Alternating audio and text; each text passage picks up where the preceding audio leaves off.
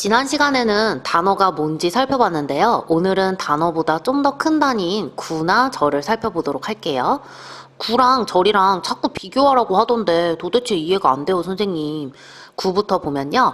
phrase, 구라고 하는 것은 단어가 몇 개 이상일 때 2개 이상이면 우리가 구라고 이야기합니다. 예문으로 한번 볼까요? I love my school 이라고 하는 문장 속에서 my school 이라고 하는 부분은 단어가 몇 개일까요? 따로 떨어져 있는 덩어리가 2개니까 단어가 2개네요. 근데 방금 전에 뭐라고 했어요? 단어가 2개 이상이면 우리는 그 부분을 구라고 부를 수 있더라 라고 하죠. 그래서 이 my school이라고 하는 부분이 구, phrase라고 볼 수 있는 것입니다. 절은 뭐냐면요. 단어가 몇 개 이상이면서 무엇이 있을 때 라고 구멍이 뚫려 있지요.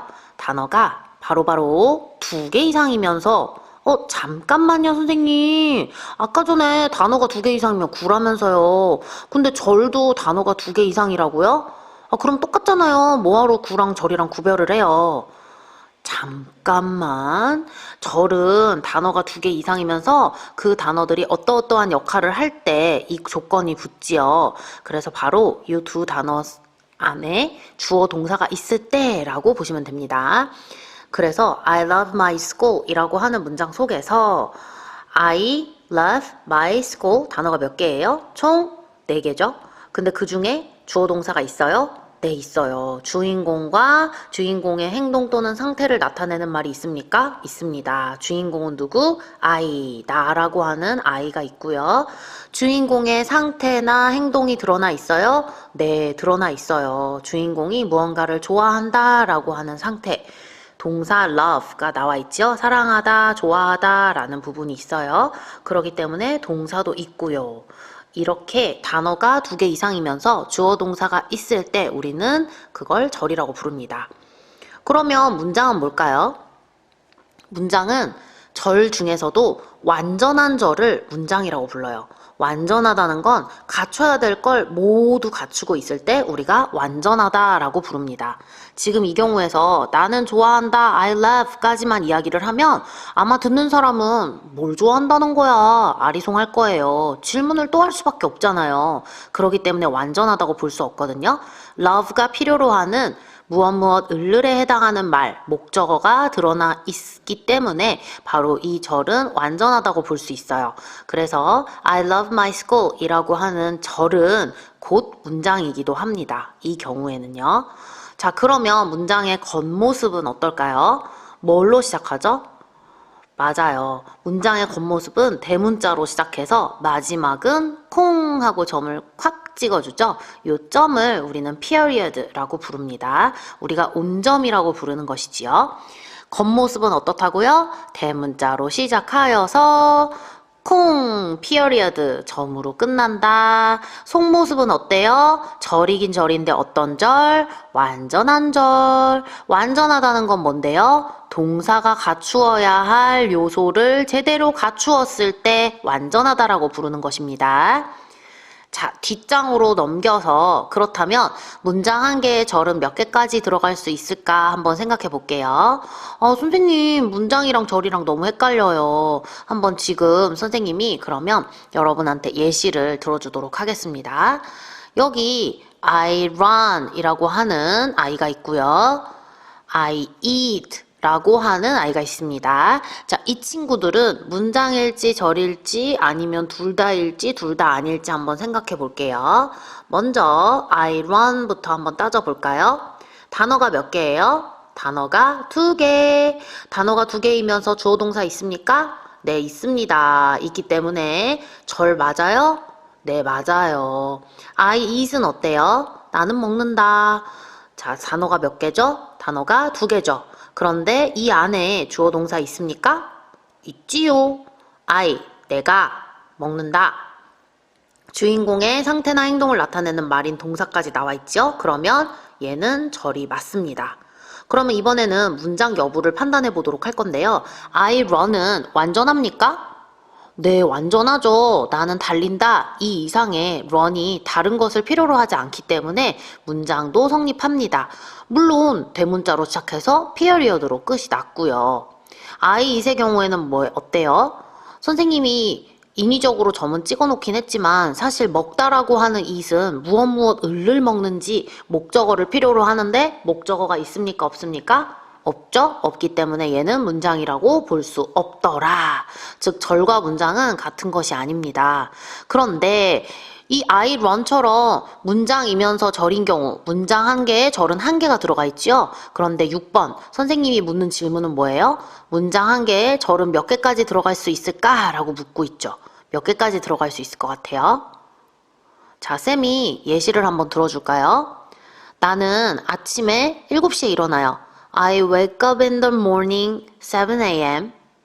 and then I eat my breakfast and then I go to school and then I study something something and then I do something something 계속 블라블라 계속 이어질 수 있죠. 이처럼 선생님이 문장 하나를 끝을 냈어요? 안 냈어요? 안 냈죠. 안 낸 상태로 문장 한 개에 절은 몇 개까지 들어갈 수 있습니까? 그렇죠. 무한개 들어갈 수 있겠죠. 무한개 들어갈 수 있더라. 셀 수 없이 많은 절이 들어갈 수 있습니다. I wake up 들어갔죠? 그 다음에 I eat 들어갔죠? I study 들어갔죠? 벌써 절이 3개가 들어갔잖아요. 그럼 그때 필요한 것은 무엇일까요? 잘 생각해 보세요. 이 예문을 보면 내가 일어나서 내가 밥을 먹고 내가 학교에 가고 그 사이사이에 전부 다 뭐가 붙어 있어요? 딱풀처럼 어제 배운 딱풀처럼 그렇지 접속사가 딱풀이었죠. and가 접속사가 몇 개 필요합니까? 잘 생각해 보세요. 내가 절을 2개를 연결하려고 하면 풀칠을 몇 번 해줘야 돼요? 1번. 내가 절을 3개를 연결하려고 하면 풀칠 몇 번 해줘야 돼요? 3번 풀칠을 해줘야 3개를 연결하려고 하면 2번 풀칠을 해줘야 하잖아요. 즉 그때 필요한 것은 접속사가 무한개 빼기 1개 필요하다. 그쵸? n개 빼기 1개 필요하다. 이렇게 적으시면 되겠습니다. 마지막이에요. 문장을 이루는 풀수 구성 성분에는 무엇이 있을까? 우리가 문장을 이룰 때 꼭 필요한 구성 성분에는 주어, 동사, 목적어, 보어, 그리고 괄호를 쳐놨죠? 수식어입니다. 괄호를 쳤다는 건 꼭 필요한 건 아니라는 얘기예요. 자, 주어라고 하면 주어는 선생님이 뭐라 그랬어요? 나는 내 인생의 주인공, 문장의 주인공, 주어하면 주인공이라고 생각하시면 됩니다. 그럼 이 주인공 자리에 들어갈 수 있는 애들은 누구냐? 어제 배운 팔품사 중에서 명사, 대명사가 이 주인공 역할을 할 수 있습니다. 두 번째, 동사는 뭐였죠? 우리 3가지 키워드를 기억하기로 했지요. 동사는 주인공의 행동이나 상태. 동사는 특수한 자리이기 때문에 태생부터 동사로 길러진 애들만 동사가 될 수 있어요. 그래서 팔품사 중에서 동사 자리에 들어갈 수 있는 것은 동사더라. 이렇게 적으시면 됩니다. 목적어는 간단하게 을을이에요. 을을.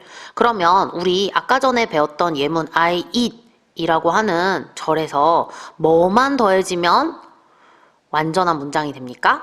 그쵸. 완전하게 되려면 목적어인 무엇을 먹는지 대상이 나와야겠지요? 이 을을 자리에 들어갈 수 있는 I는 명사, 대명사입니다. 이렇게 보니까 명사, 대명사의 역할이 굉장히 중요하네요. 보어는요. 이렇게 따로 우리가 이름풀이를 할 수 있어요. 보충 설명하는 말.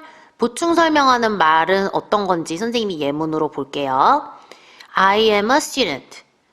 I am smart. 라고 하는 두 문장 속에서 a student, smart 라고 하는 부분은 전부 다 누굴 가리키고 있어요? 전부 다 I라고 하는 사람을, 주인공을 보충 설명해주고 있지요. 나는 학생이고 나는 똑똑하다. 그래서 이때 a student, smart 라고 하는 말은 주어를 보충 설명해주는 말이라고 해서 주격보어라고 부르거든요. 이 보어 자리에 어떤 아이들이 들어왔나 잘 한번 살펴보세요. A student는 품사가 뭘까요? 딩동댕동 바로 명사입니다. smart, 똑똑하다 라고 하는 부분은 어때요? 맞았어요. 형용사죠. 그래서 보어 자리에는 명사와 형용사가 들어갈 수 있더라. 수식어구는 어떻습니까? 네, 아무거나 다 넣으시면 됩니다. 이렇게 우리가 정리해 볼 수 있겠어요. 문장을 내가 만들려면 꼭 필요한 구성 성분에는 주어, 동사, 목적어, 보어, 그리고 수식어구는 써도 되고 안 써도 되고. 주어는 뭐라고요? 주인공. 주인공 자리에 들어갈 수 있는 품사는 팔품사 중에서 명사, 대명사, 즉 어제 배운 팔품사가 바로 재료가 되는 거예요.